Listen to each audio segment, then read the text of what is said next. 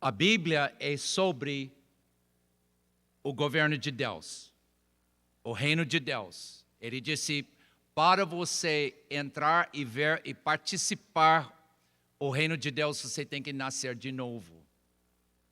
E nós somos muito gratos que nós estamos aqui vivos hoje em dia para o tempo do fim. Jesus foi enviado pelo Pai, Ele criou todas as coisas e está sustentando o universo pela palavra do seu poder. Mas Ele veio em nosso meio e Ele se fez carne e Ele andou como nós andamos na fraqueza carnal como homem, mas Ele não pecou. E através dessa vida perfeita, ele foi julgado e ele foi determinado o propício para ser crucificado como Cordeiro de Deus para o sacrifício para as nossas vidas. Para que nele, nós possamos entregar nosso pecado a Ele. Ele foi feito pecado por nós e nós somos feitos à justiça de Deus. O governo maior que Deus tem hoje em dia é a sua igreja. Deus tem Israel e Ele ainda está trabalhando através de Israel, mas a igreja nasceu em Israel. A igreja é o cumprimento das profecias do Antigo Testamento e a igreja hoje é o projeto que Jesus está fazendo. Em Mateus capítulo 16, Ele estava com os discípulos e ele perguntou, o que vocês acham que sou eu? E Pedro respondeu, ele disse, tu és o Cristo, em 16, tu és o Cristo, o Filho do Deus vivo. Então Jesus lhe afirmou, bem-aventurado és Simão Bar-Jonas, porque não foi carne e sangue que te revelou, mas meu Pai. Jesus é revelado não pelo homem natural. O homem natural não entende as coisas de Deus, mas o Pai do céu revelou Jesus para Pedro, para os discípulos e hoje para nós através do envio do Espírito Santo, para que nós possamos saber como viver, para que Jesus possa estar em nossas vidas e nos ensinar cada momento. E ele disse, meu Pai que está nos céus te revelou. Também eu te digo que tu és uma pequena pedra, tu és Pedro, sobre esta pedra eu vou edificar a minha igreja. E isso é o que Jesus está fazendo. Ele está edificando a sua igreja hoje. E a igreja é o plano completo, final, desde o pecado no Jardim de Éden, em capítulo 3 de Gênesis.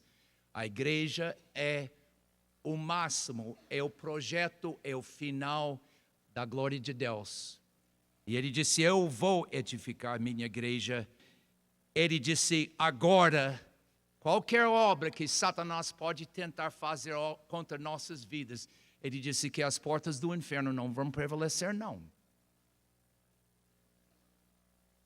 E disse, quando Jesus ressuscitou dos mortos, ele disse, toda a autoridade foi me dada nos céus e na terra.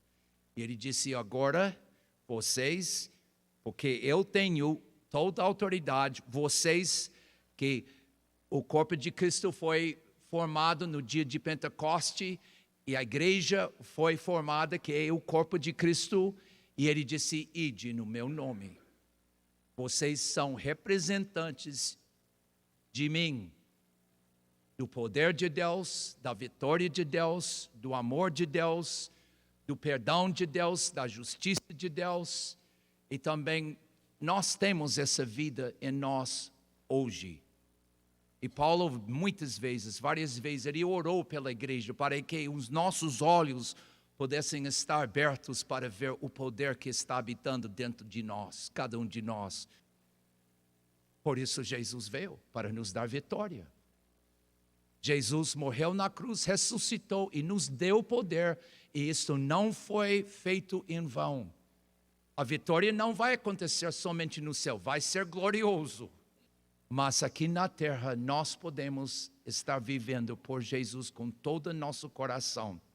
E ele disse, as portas do inferno não prevalecerão contra ela, dar-te-ei.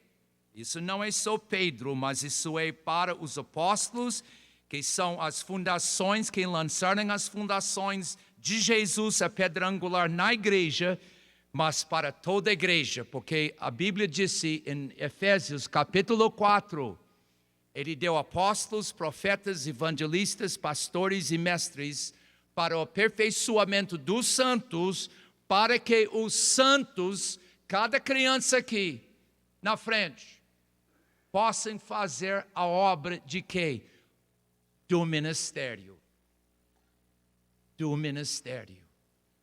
Então, isso é uma coisa maravilhosa quando nós começamos a entender. Cada um de nós somos chamados para sermos ministros. Ministrar, servir. Jesus não veio para controlar, para dominar. Ele veio como um servo. E ele veio para entregar sua vida para nós. Ele lavou os pés dos discípulos.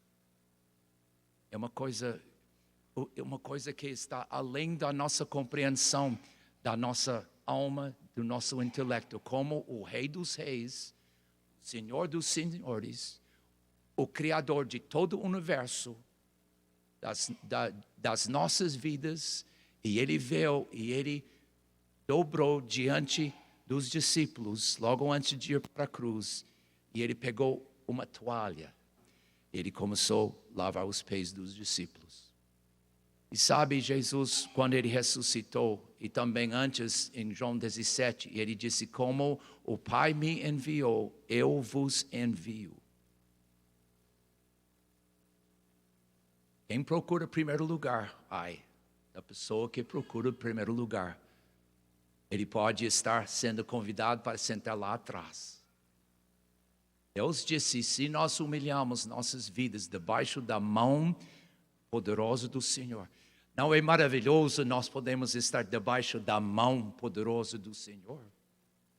E Ele está acima de nós, e aquela mão está nos suprindo, está nos protegendo, está nos guiando.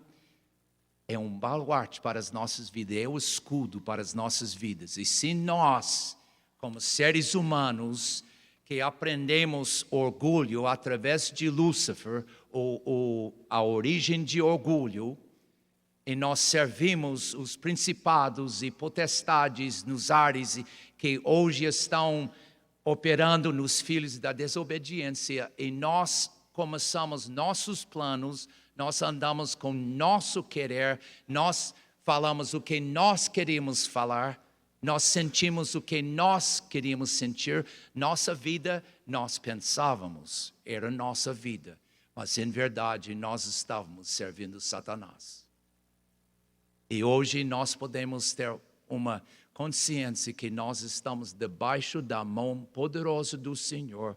E nós podemos também andar como Jesus, em submissão ao Espírito de Deus, ao Pai. E Deus disse, Ele vai nos exaltar. Ele vai nos exaltar. Não quando nós somos ansiosos e impacientes, mas na hora do Senhor. E o que eu sinto, nesse tempo do fim, no cumprimento das profecias sobre esses últimos dias, que está repleto no Velho Testamento e muito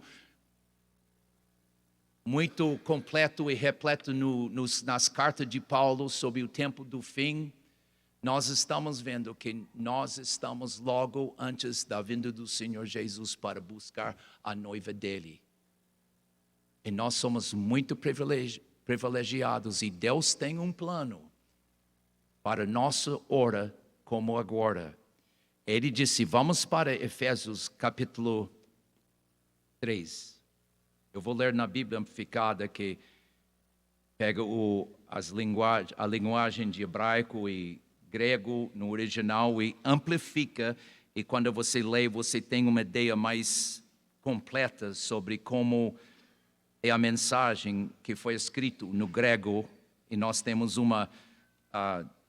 um prejuízo de transmitir para outro idioma, sendo português, mas a Bíblia Amplificada dá as ideias mais completas. Em Efésios capítulo 3,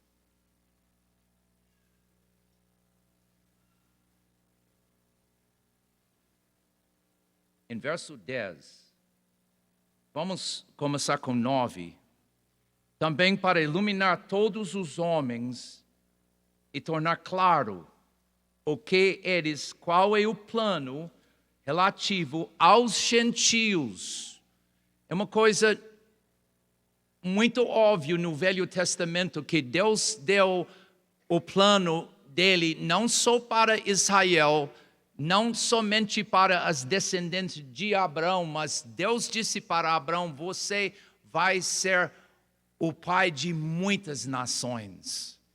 E também o plano de Deus para o Messias, que veio de Israel, salvação veio de Israel.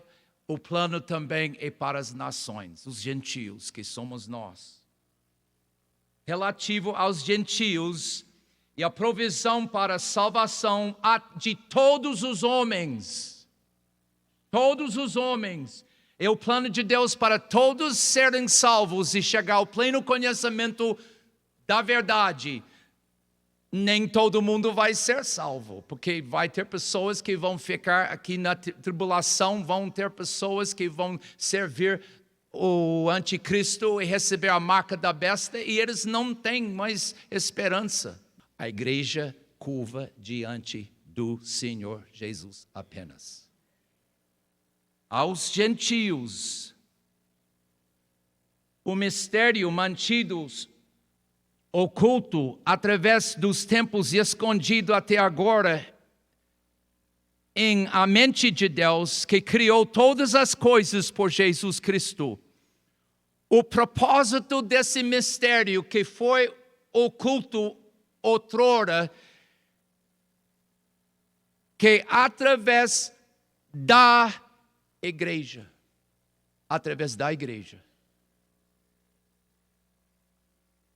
a complicada, multiforme sabedoria de Deus, em sua infinita variedade e inúmeros aspectos, pudesse se tornar-se conhecido dos governantes e autoridades angélicos,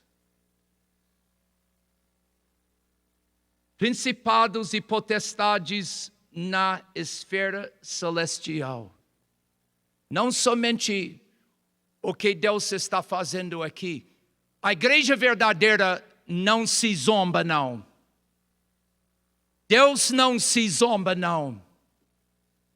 Pode ter uma igreja visível que é só uma coisa física, material, mas dentro da igreja que é composta de milhões e milhões de pessoas, tem a verdadeira igreja do Senhor, composta de pessoas que nasceram de novo, cujo coração de pedra foi removida e Deus deu um coração de carne.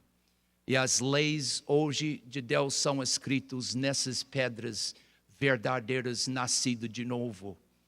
E essa igreja é o que Jesus está edificando. E esta igreja, as portas do inferno não tem esperança. Satanás não tem esperança. E também através desta igreja que Deus deu esses trabalhadores, como nós falamos, os apóstolos, profetas, evangelistas, pastores e mestres, e outros dons também. Cada um de nós temos dons em nossa vida.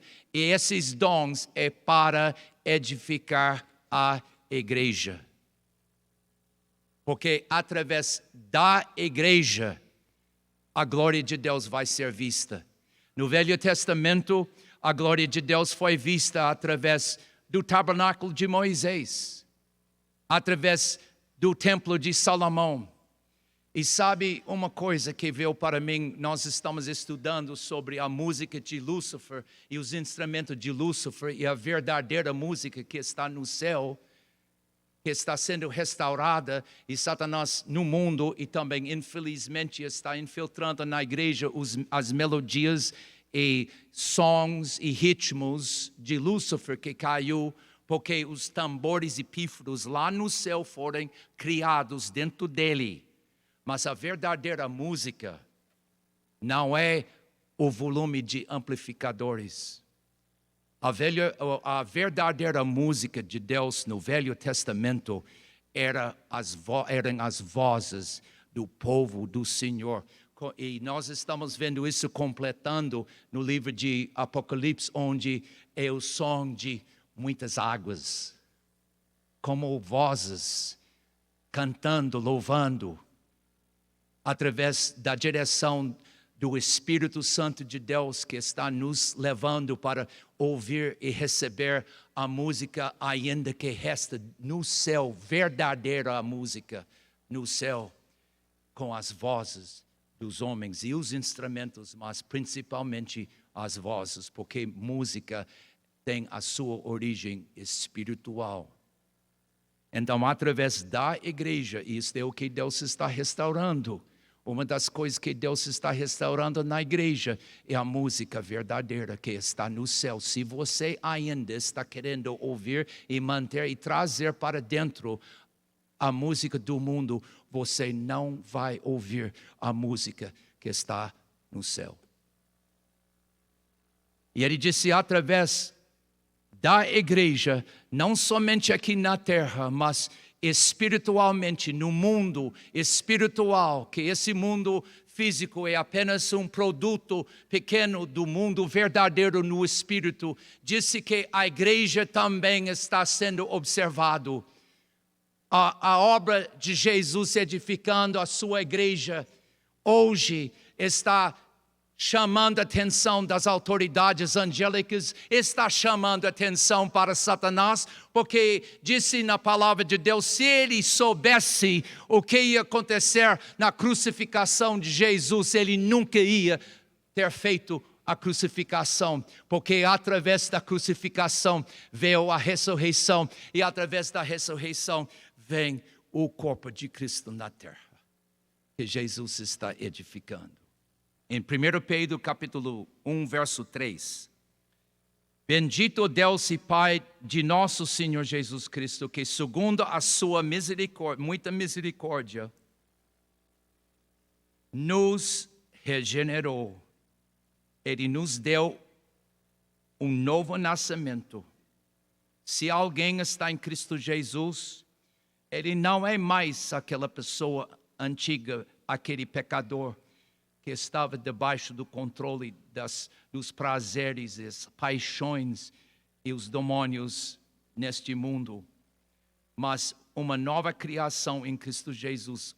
As coisas antigas já passaram e tudo se fazem novo. E Ele nos regenerou, Ele nos deu um novo coração, um novo ser, para uma viva esperança, mediante a ressurreição de Jesus Cristo dentre os mortos, para uma herança incorruptível. 1 Coríntios capítulo 15 disse, e também 1 Tessalonicenses capítulo 4 fala sobre a mudança do nosso corpo. O último inimigo para ser destruído vai ser a morte. E aqueles que estão nos túmulos, ouvindo a voz do arcanjo e a trombeta de Deus, eles vão ressurgir primeiro, e nós que estamos aqui seremos transformados, aqueles que estão em Cristo Jesus, nascidos de novo, para uma herança incorruptível, sem mácula, imarcessível, reservado nos céus para vós outros, que sois guardados pelo poder de Deus, mediante a fé, para a salvação preparada para revelar-se. Nós somos salvos através do novo nascimento, e também não somos salvos no sentido de preservado da morte e destruição, acidentes ao longo da nossa vida toda. Mas aqui nós estamos sendo salvos através de acolher com mansidão a palavra de Deus, que muda nossas almas, salva nossas almas hoje. Mas aqui fala sobre uma salvação que está sendo reservada no céu para todos nós. E isso é uma esperança. A bendita esperança é a vinda do Senhor Jesus. Guardados pelo poder de Deus, mediante a fé, para a salvação, preparada para revelar-se no último tempo. Nisso exaltais. Isso é uma decisão das nossas vidas, das nossas almas, do nosso ser. Eu vou adorar Deus. Se o campo não produz e o curral está vazio e se figueira não frutifica, não importa, pela fé, eu creio que Deus existe e Ele está nos galardoando com um suprimento sobrenatural até aquele dia perfeito. Nisso exaltais, pela fé no Senhor Jesus. Nós somos o povo diferente, nós somos uma nação santa, nós somos o povo peculiar, um governo de Deus. Nisto exaltais, embora no presente, por breve tempo, aquela palavra prova nossos corações, não é? Quando vem as provas podem ser minúsculas, eles podem ser alguns minutos, podem ser alguns dias, podem ser por mais tempo, pode ser até o final da nossa vida, até a vinda do Senhor Jesus. Mas o que importa 100 anos em relação com a eternidade? Por breve tempo, disse, se necessário, sejais contristados por várias provações, para que uma vez confirmado o valor da vossa fé, nossa fé está sendo provada, está sendo depurado 7 vezes para ser como ouro puríssimo, muito mais precioso do que ouro perecível, mesmo apurado por fogo, redundante em louvor, glória e honra na revelação de Jesus Cristo, a quem, não havendo visto, amais. Primeiro mandamento é amar Deus com todo o nosso coração, todo o nosso ser, toda a nossa alma, toda a nossa força. E o segundo mandamento é nós amamos nosso próximo como nós amamos nós mesmos. Mas eu acho muito interessante, nós precisamos de amar nossas vidas próprias e parar de pecar. Quando Pedro 2, verso 11, amados, exorto-vos como peregrinos e forasteiros que sois, a vos absterdes das paixões carnais. Isso é um aviso para 2023, hoje, para as nossas vidas, para não ceder para as paixões carnais. E se Ele nos dá um mandamento para não ceder às paixões carnais e não pecar mais, Ele nos dá o poder para cumprir esse mandamento. Deus não é injusto para nos dar um mandamento e não nos dar habilidade para não pecar. Nós podemos viver sem pecar. E Ele disse que fazem guerra contra a alma, mantendo exemplar o vosso procedimento no meio dos gentios. Mantendo exemplar, eles estão nos observando. A igreja verdadeira, invisível, que está dentro do físico, da igreja física que pessoas estão vendo, mas tem uma igreja verdadeira, eles estão mantendo, nós estamos sendo observados por eles e nós precisamos de manter exemplar o nosso procedimento no meio dos gentios, para que naquilo que falam contra vós outros, como de malfeitores. Pedro começou a falar que no presente breve tempo, se necessário, sejais contristados por várias provações. Eles nos falam como malfeitores, observando-vos em vossas boas obras, glorifiquem a Deus no dia da visitação. Capítulo 4, verso 1. Ora, tendo Cristo sofrido na carne, amai-vos também vós do mesmo pensamento, pois aquele que sofreu na carne deixou o pecado. A carne sofre quando você não peca. Jesus sofreu nos dias da sua carne. Ele não pecou. Ele foi salvo porque ele orou ao Pai com todo o coração. E ele disse, quando você está não pecando, sua carne está gritando, mas cala sua boca, carne minha. Eu vou servir Jesus. Essa é a minha alma falando. Eu estou tomando decisão do meu livre arbítrio. Para que no tempo que vos resta na carne, já não vivais de acordo com as paixões dos homens, mas segundo a vontade de Deus. 1 Tessalonicenses, capítulo 5, verso 23.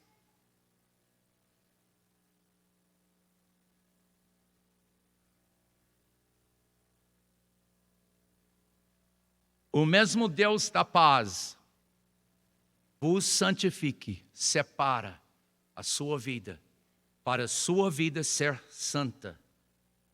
Em prática, não somente como Efésios fala, nós somos feitos para sentar nos lugares celestiais em Cristo Jesus. Isso é uma posição no Espírito, mas aqui ele fala em prática, que nesta terra pessoas estão nos observando. Anjos estão nos observando. E possivelmente outras séries espirituais estão nos observando. Então Deus disse, pelo poder da ressurreição de Jesus, que habita dentro daqueles que são nascidos de novo e não precisam de pecar, não precisam de ceder à tentação. Ele disse, Deus da paz vos santifique em tudo. O vosso espírito, vossa alma e vosso corpo sejam conservados íntegros e irrepreensíveis na vinda do nosso Senhor Jesus. Fiel é o que vos chamou, o qual também o fará. Estamos terminando, vamos para João 17.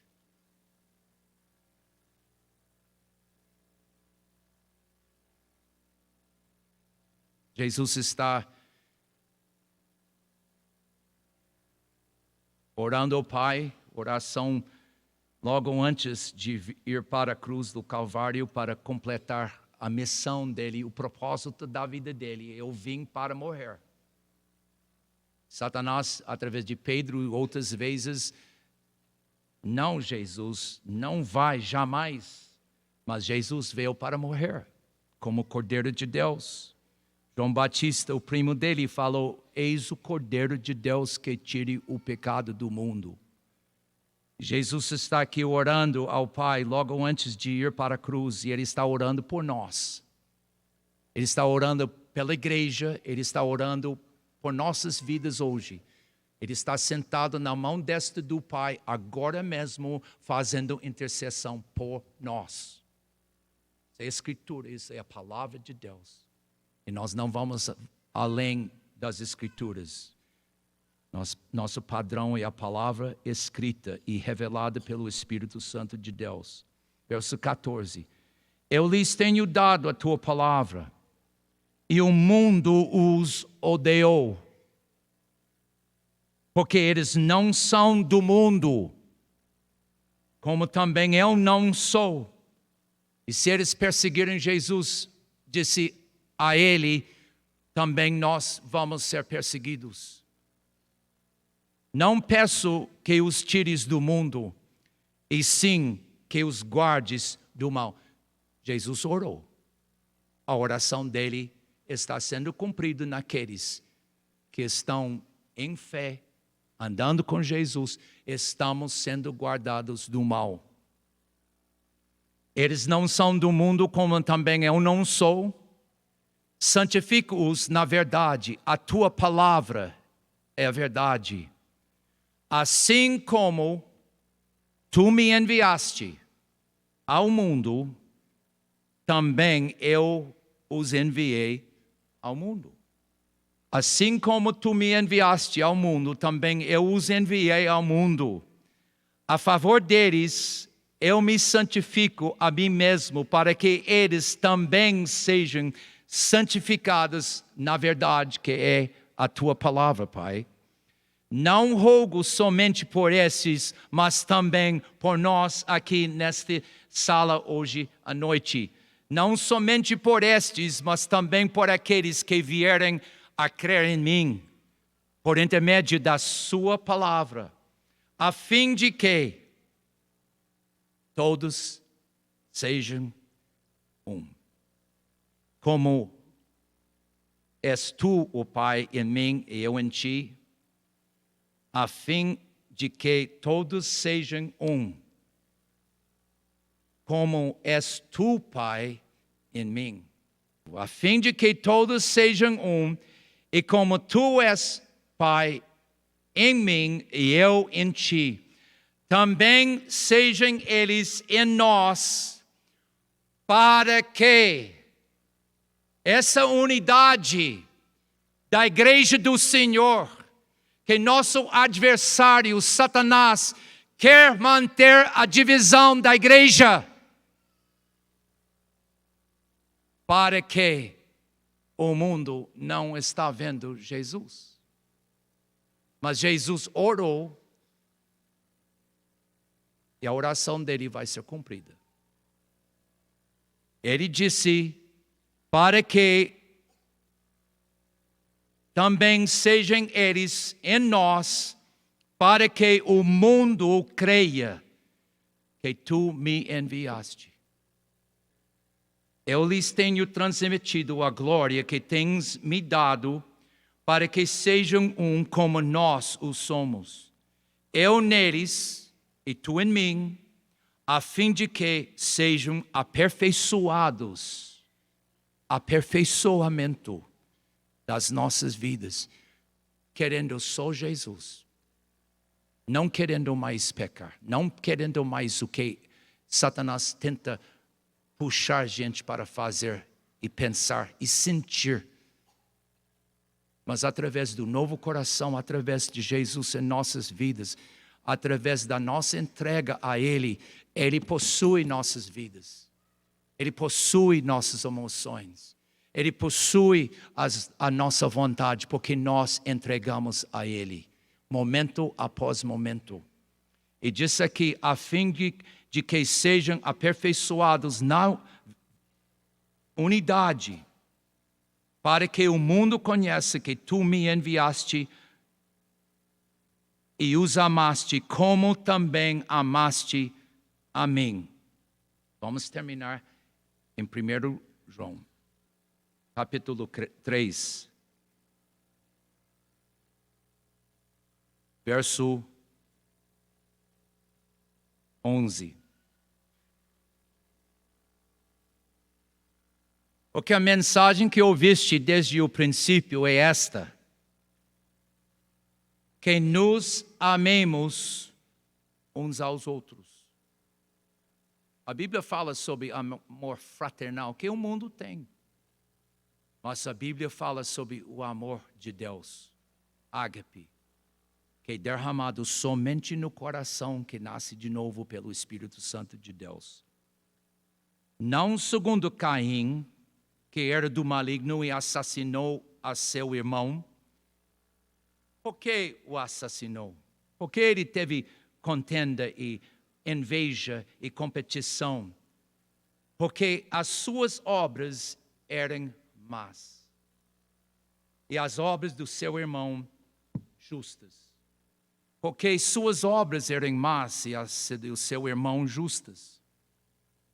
Irmãos, não vos maravilheis se o mundo vos odeia. nós sabemos que já passamos da morte para a vida, porque amamos os irmãos. Nós sabemos que nós passamos da morte para a vida, porque nós amamos. Amor não é possível para ninguém. O ágape de Deus, porque Deus é amor. Somente através do novo nascimento, somente através do novo coração. E através do novo coração e o amor derramado no seu coração, sabe o que você começa a perceber? Que também é uma decisão para ceder ao Espírito Santo e ao Jesus e à palavra dele. Sabe o que você começa a sentir na sua vida? Você sente amor para todo mundo. Você sente o amor para todo mundo. Para aqueles que são amáveis e aqueles que não são amáveis. E aqui fala, nós já sabemos que passamos da morte para a vida, porque amamos os irmãos. Aquele que não ama, permanece na morte. Esse é o termômetro que nós deveríamos estar sempre colocando em nossas vidas para saber, eu amo todo mundo? Não fala que eu quero estar com todo mundo, mas eu amo com o amor de Deus. Eu estou pronto para obedecer a Deus e entregar minha vida à direção de Deus a favor dos outros.